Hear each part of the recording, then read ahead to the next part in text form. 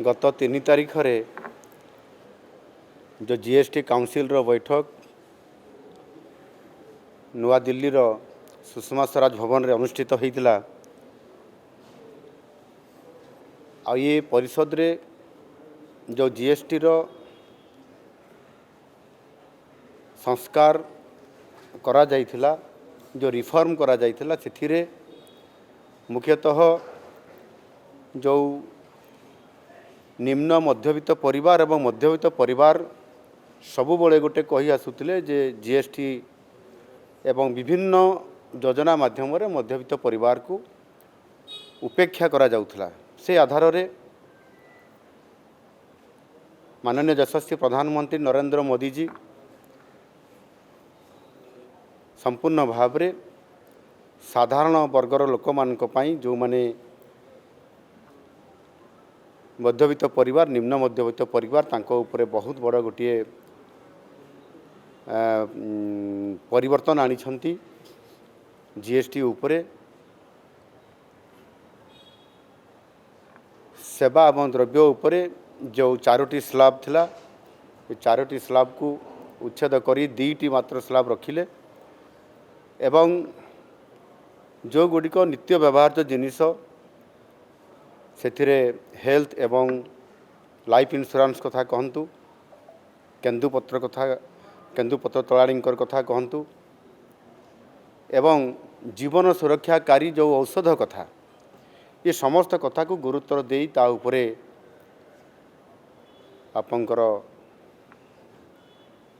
टिकस बा टैक्स को सेथिरे जो स्लैब गुड़ी करू जो स्तर रे थिला ताकू कम कर देइछंती एवं किछि संपूर्ण भाव में जीरो कर देइछंती। एटा गोटे सारा भारत वर्षर समस्तक पई गोटे सुखद खबर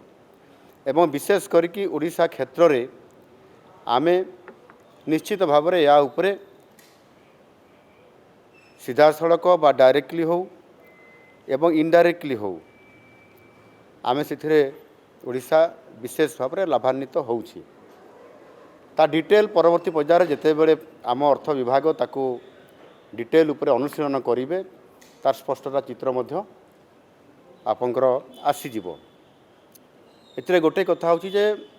जो 10 लाख रु ऊर्ध्व केन्दुपत्र तलाड़ींकर कथा पड़ी, निश्चित भाव में यह द्वारा केन्दुपत्र तलाड़ी मानक पई तांकर आर्थिक व्यवस्था रे नियमितता आसीबो।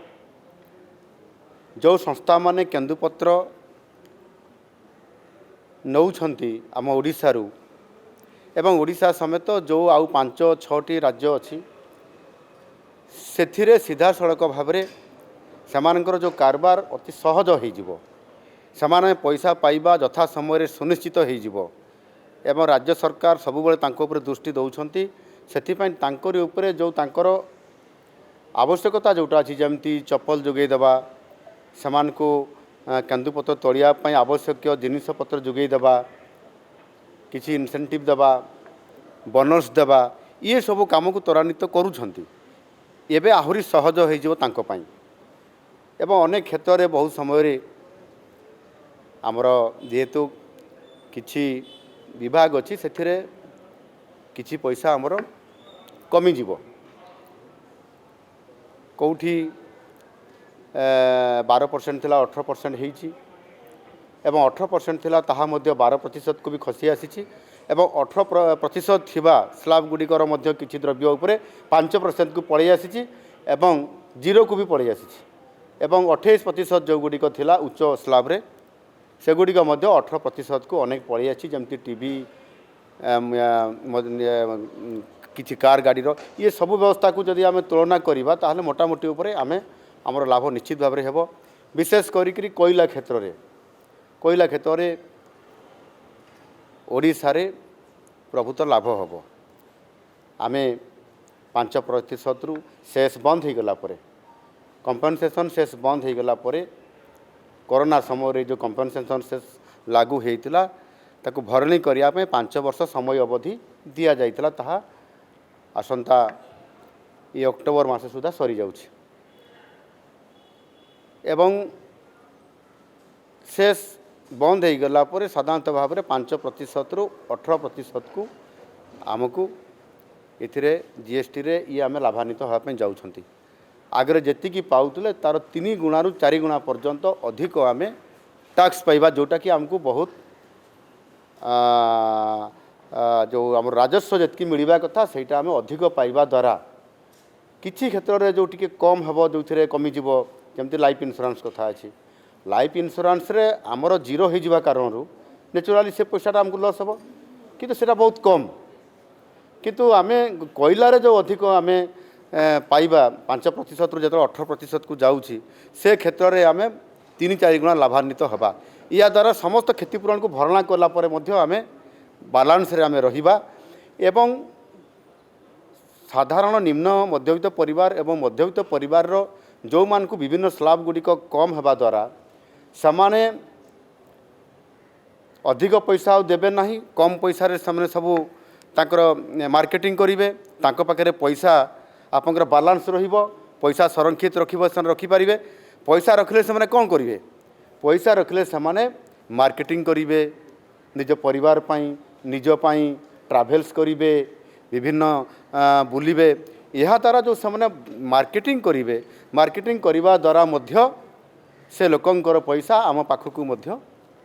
इनडायरेक्टली पुणी आउ थे आम पाखक आसब एणुक साधारणतः भाव में आम ओडिशा रे एटा सुनिश्चित ये जिते बड़े स्लाब गुड़िक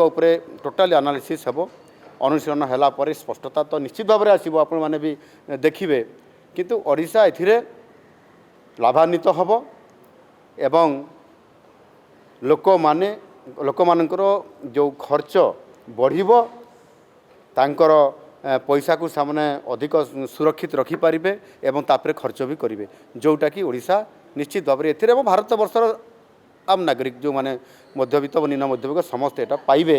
आपंकर दीर्घ लंबा समय धरिकी चर्चा चलला 11 आरंभ है राति 9:30 पर्यंत समस्त मत रखापी दि जाइथिला मु तो मो मत प्रथम ही रखी बिफोर लंच रु एणु निश्चित भाव में ए जो प्राधान्य दि जाइए जेभली भाव में एक जीएसटी क्षेत्र में माननीय यशस्वी प्रधानमंत्री नरेंद्र मोदी जी जो गोटे ऐतिहासिक परिवर्तन आनी एवं आसंता सेप्टेम्बर मास 22 तारीख रे जो आमर नुआ जो ये आमर नवमी तिथि रे दुर्गा पूजार जो ये रे आरंभ रे जो आमर नवमी जो दुर्गा पूजा आरंभ होउची से दुर्गा पूजा आरंभ रे एक दीपावली पालन करा जीव अर्थात लोकमानकर पई जो आज लोकंकर सरकार हिसाब रे जो काम करिसंती यशस्वी प्रधानमंत्री जी निश्चित भाव में लोक माने बहुत खुशी अछंती एवं निश्चित भाव में